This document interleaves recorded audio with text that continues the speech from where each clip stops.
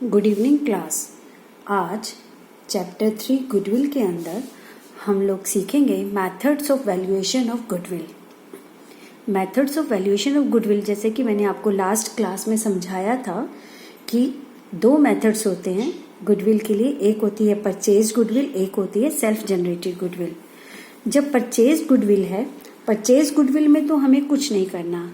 Purchase goodwill का मतलब है जब आपने कोई बिजनेस परचेज किया है तो उसके बदले में जो आप पेमेंट दे रहे हैं, परचेज कंसिडरेशन, उससे कंपेयर किया जाता है बिजनेस की वैल्यू से, नेट एसेट से, और हम गुडविल का अमाउंट निकालते हैं।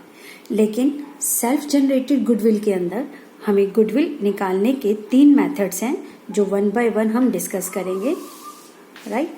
और इस सबसे ऊपर एक इम्पॉर्टेंट बात है जो सभी को ध्यान रखनी है, वैल्यू ऑफ गुडविल। किसी भी बिजनेस की जो गुडविल की वैल्यू है वो एक पर्सनल असेसमेंट है बेटा। पर्सनल असेसमेंट का मतलब कि वैल्यू लगाने वाले के ऊपर डिपेंड करता है। कोई बिजनेस की गुडविल एक बंदे के नज़र में अच्छी हो सकती है, दूसरे व्यक्ति की नज़र में वो अच्छी नहीं हो सकती है। So value of goodwill, personal assessment of the valuer and is usually agreed among the partners. और इसके अंदर जो अमाउंट डिसाइड किया जाएगा वो आपस में पार्टनर्स के एग्रीमेंट से ही डिसाइड होता है, राइट। ये सब्जेक्टिव जजमेंट पर आधारित है। ये बात मैंने लास्ट क्लास में फीचर्स में भी बताया था। तो सबसे पहले किसी भी पार्टनरशिप फर्म के अंदर अगर तो आप गुडविल परचेज कर रहे हो तो हम केवल उसी गुडविल को अपनी बुक्स ऑफ अकाउंट्स में शो करते हैं। सेल्फ जनरेटेड गुडविल को बुक्स ऑफ अकाउंट्स में शो नहीं किया जाता।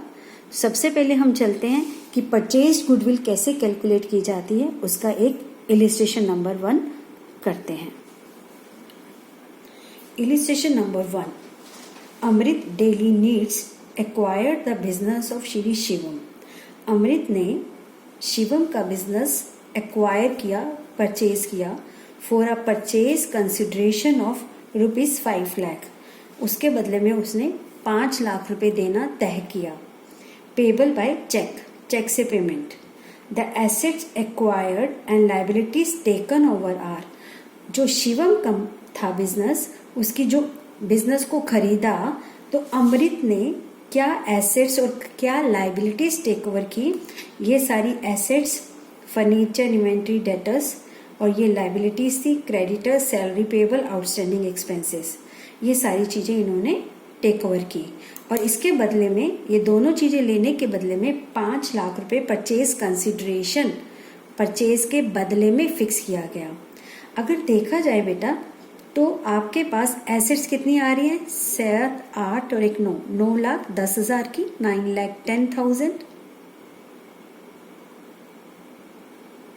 और लाइबिलिटीज कितने की हैं आपके पास, 17, 18, 95 और ये 5, 1 लाख, 6,10,000 की।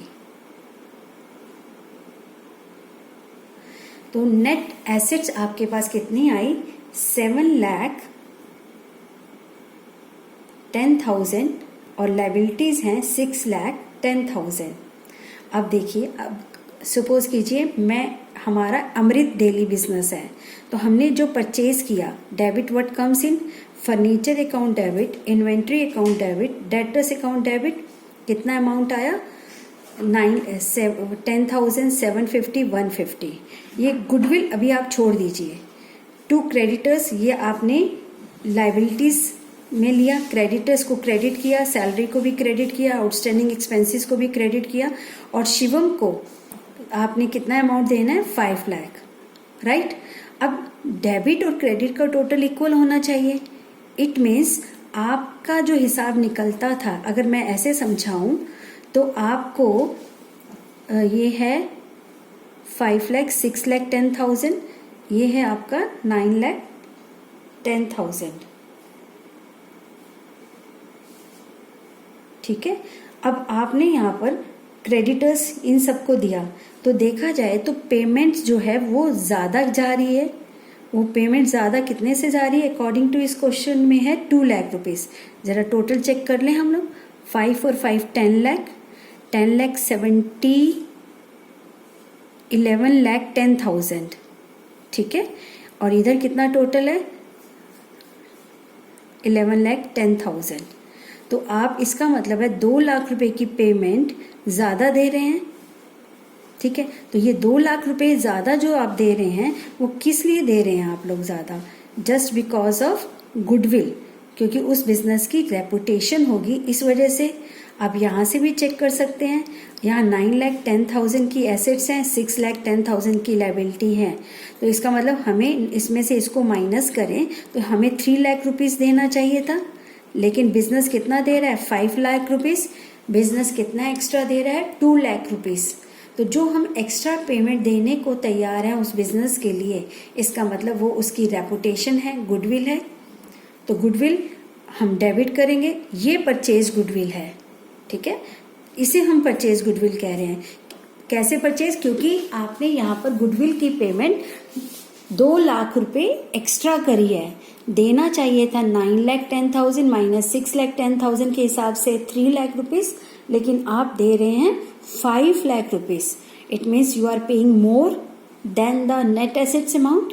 तो इस वजह से ये हमारा जो 2 लाख रुपीज एक्स्ट्रा है वो क्या कहलाएगा? गुडविल, ठीक है। तो आपका ये डेबिट का टोटल क्रेडिट के टोटल के बराबर हो गया। इसकी एंट्री कैसे की जाती है? Debit all assets, credit all liabilities. Liabilities में जो शिवम को देना है वो भी लायबिलिटी है, क्रेडिट कर दिया। इन दोनों में जो डिफरेंस आएगा वो हमारा, अगर आप ज्यादा पेमेंट कर रहे हैं तो डेबिट में क्या आएगा? Goodwill account balancing figure. अब आपने क्वेश्चन में लिखा है कि शिवम को पेमेंट बाय चेक है, तो शिवम को यहाँ हमने देना है 5 लाख रुपीज। नेक्स्ट एंट्री में Shivam debit to bank 5 lakh rupees. तो ये हमारी परचेज गुडविल की एंट्री है। परचेज गुडविल का अमाउंट इस तरह से निकाला जाता है। अभी लास्ट क्लास में मैंने फॉर्मूला भी बताया था।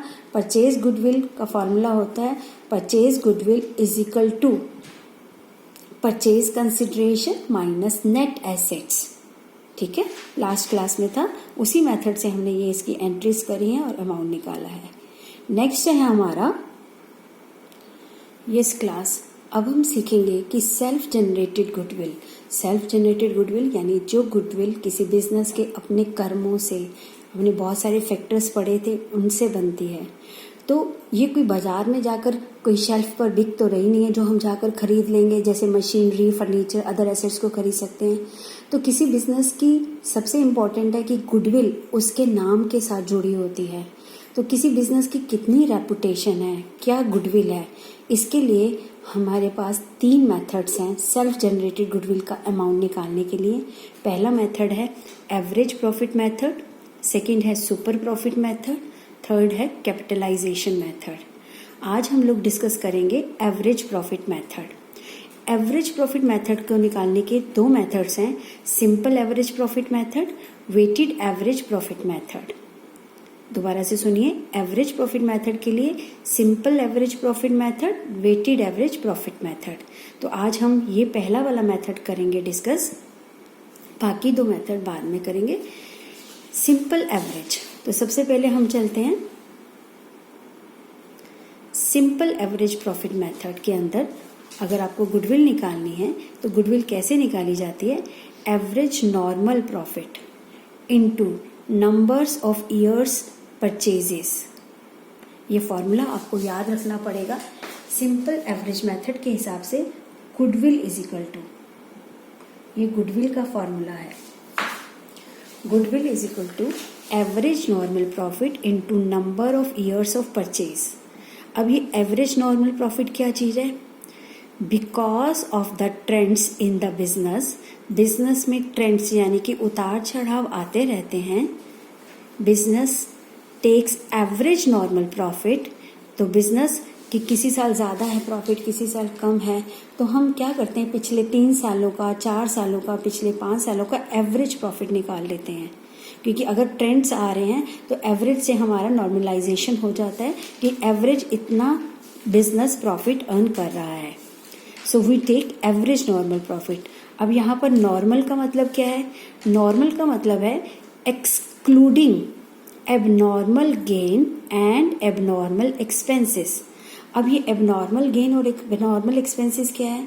कभी कभी क्या होता है कि किसी ईयर अचानक अर्थक्वेक आने से या आग लगने से या चोरी होने से आपको ज़्यादा नुकसान हो गया, तो उस साल तो बिजनेस घाटे में आ सकता है, राइट?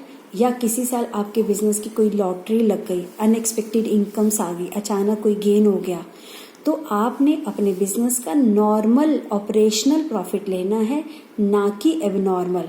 तो आपको अपने एबनॉर्मल प्रॉफिट को अवॉइड करते हुए जो प्रॉफिट होगा उसका एवरेज निकालना है।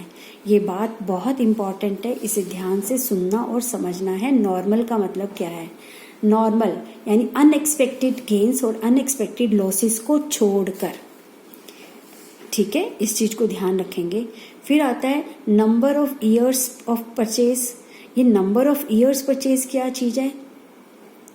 The firm is likely to earn same amount of profit after change of ownership. इसका मतलब है कि अगर कोई पुरानी बिजनेस फर्म पिछले कई सालों से बिजनेस चला रही है, उसकी रेपुटेशन बन गई है, अगर हम उस बिजनेस तक पहुंचना चाहते हैं, हम भी वैसा ही बिजनेस शुरू करना चाहते हैं और चाहते कि उनकी जैसी रेपुटेशन बने, तो हमें कितने साल लगेंगे उन तक पहुंचने में?